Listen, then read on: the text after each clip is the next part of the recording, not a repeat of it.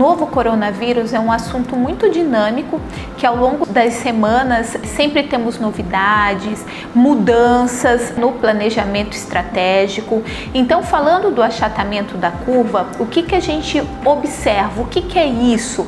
O achatamento da curva significa a diminuição do número de casos, certo? E isso reflete nos cuidados de saúde.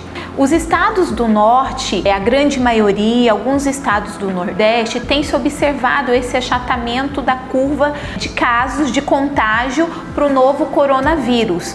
E isso visto de acordo com a ausência de colapso no sistema de saúde público, refletindo aí um possível achatamento dessa curva.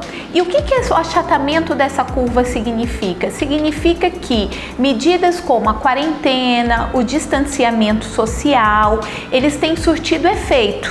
Não sabemos se começamos muito antes e isso está tendo esse reflexo na diminuição do número de casos, ou se estamos subdiagnosticando e subnotificando nossos casos por ausência de testes em massa para a população. Os testes hoje disponíveis são limitados, são aplicados às pessoas com sintomas respiratórios, aos profissionais de saúde, só que, de uma forma geral, a gente observa com o que nós temos de ferramentas hoje para combater o novo coronavírus, uma redução no número de contágios, que seria esse achatamento da curva, que traz o que de positivo? O achatamento da curva leva o pico teórico mais para frente. O que é o pico teórico? É o aumento, o número máximo de casos. E isso, a gente colocando esse pico teórico mais para frente